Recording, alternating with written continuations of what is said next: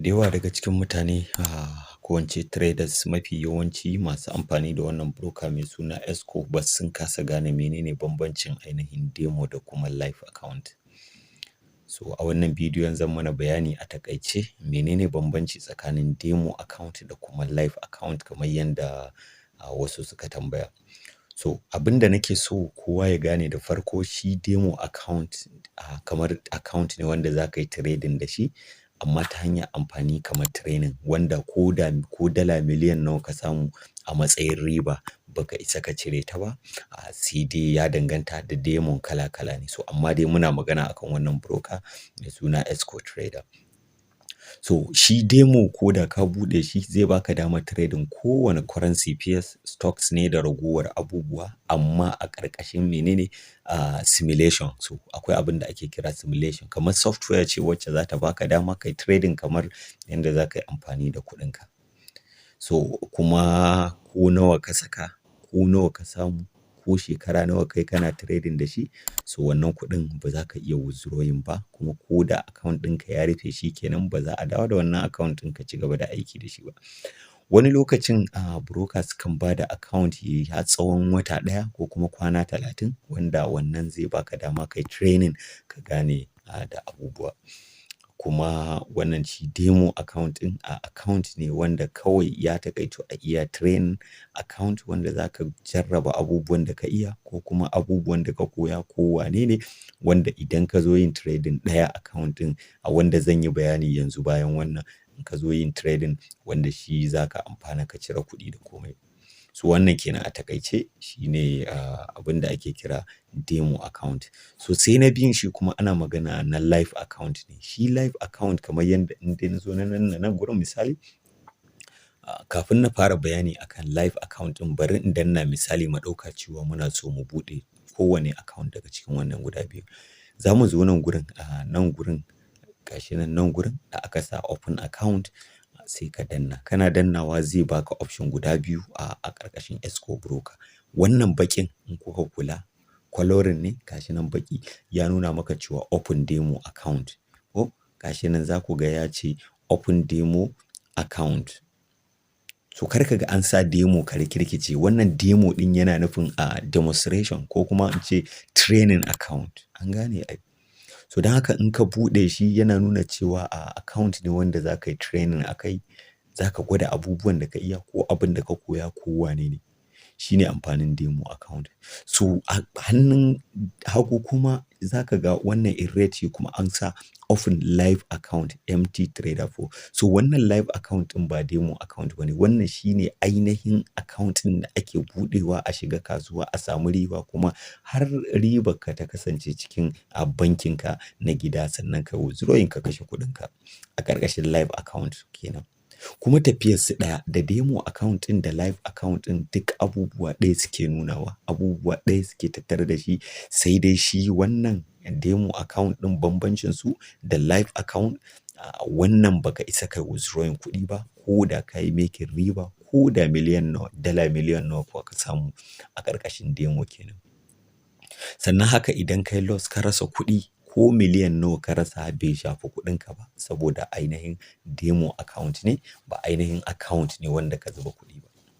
So shi kuma wannan ɗayan na ɓangaren dama ma'ana live account kenan, wannan kenan shi kuma na farko idan ka buɗe shi akwai abubuwa da yawa da za ka yi masa kafin ka fara saka kuɗi, kafin ka fara amfana da shi kenan. Na farko kana buƙatar ka buɗe shi account ya buɗe daidai yanda ya kamata.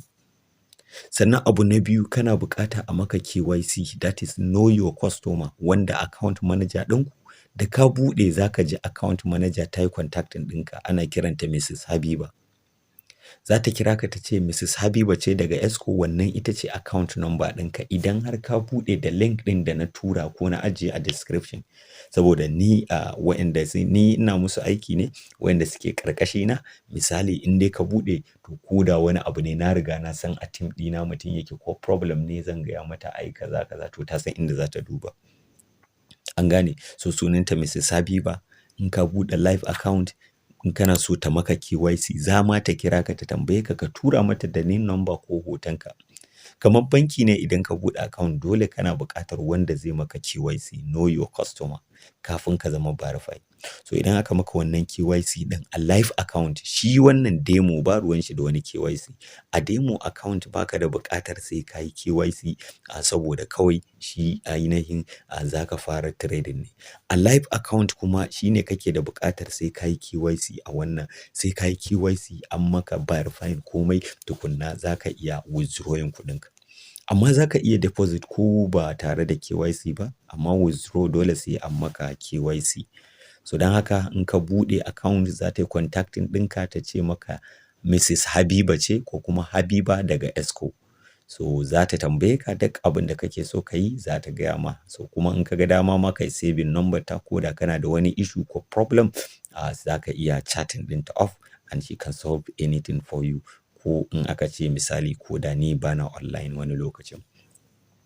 So wannan kenan live account. Bayan ka yi KYC sannan live account shi ba kamar demo ba ne. Demo za su baka automatic kuɗi, za su yi depositing abin da kai specifying. Shi kuma live account sai ka saka kuɗinka, za ka yi transferring ko daga dollar account ɗinka ne ko kuma daga naira account, kamar yadda EXCO sun ba da dama za ka iya tura musu naira su yi funding account ɗinka da dollar. Kuma kowa ya sani yanzu za ka iya fara trading a live account da demo a live account a EXCO da dala 10 kawai. Za ka iya saka musu $10 ka fara trading ɗinka ba tare da ka zuba wasu kuɗaɗe masu mugun yawa ba. No. Yawwa. So wannan kenan na gaya mana abu na farko, za ka buɗe account. Dan ka buɗe account, abu na biyu za a maka KYC, abu na uku za ka yi funding kafin ka iya misali trading. Sannan abu na hudu inda ribar take, duk abin da ka samu a ƙarƙashin live account, riba daga kan dala 1 zuwa dala miliyan 10 in ka samu, ribar ka ce za ka dawo da ita cikin account ɗinka. In ka ga dama ka cire da uwar kuɗinka da ribar gaba ɗaya, ko kuma ka cire ribar ka bar uwar kuɗinka a cikin ainihin account ɗinka na live account. Amma shi kuma demo kamar yadda na gaya mana, ko miliyan nawa ka samu ba za ka iya cire ko kwandala ba, sai dai kana yi kana gani.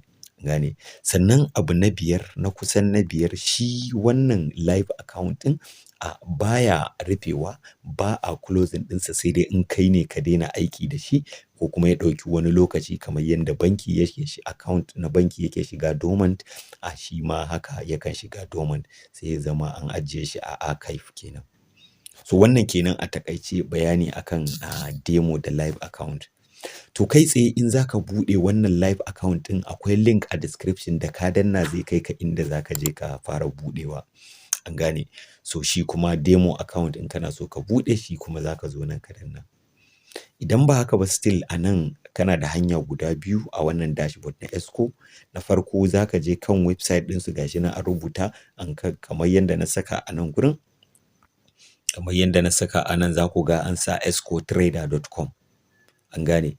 So in ka zo kana da hanyoyi guda biyu, za ka iya zuwa ka taɓa nan gurin. Za ka iya zuwa ka taɓa nan gurin, ko kuma in dai demo kana so ka zaɓi demo, za ka iya zuwa ka taɓa nan gurin.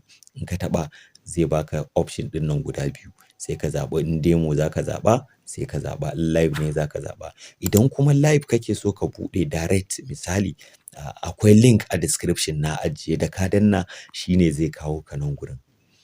Da ka danna zai kawo ka nan gurin, baka da buƙatar sai ka zo ka shigar da nan kayi kaza kayi waye.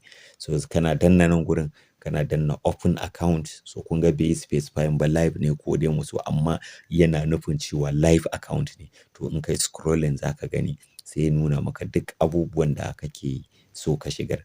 Na farko za ka shigar da menene, za ka shigar da sunanka, za ka shigar da first name, za ka shigar da last name, email address, za ka zaɓi country, nan zaɓa ne, za ka zaɓa, za ka sa city ɗinka, phone number, sai kai tikin wannan agree ɗin, kawai sai ka danna create account. To insha Allahu EXCO za su maka creating account.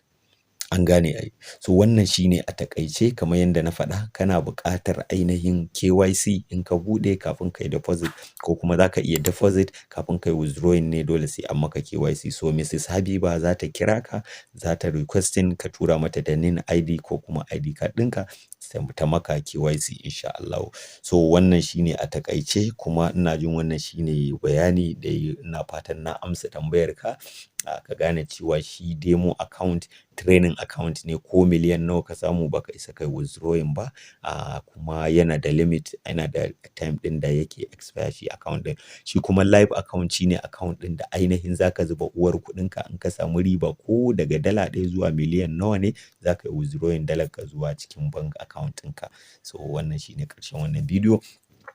Idan wannan shine farkon zuwanka kan wannan channel na EXCOtrader.com, saboda training da muke gabatarwa da abubuwa, ka danna like da subscribe, sannan akwai link a description na buɗe live account, wanda ko da wani abu ya taso ka kasance kai ma kana cikin team ɗina, ko da zan kira a physical training ko wani abu ya taso daga EXCO da waye, so ka san akwai sunanka already. So wannan shine. Salamu alaikum wa rahmatullahi wa barakatuh.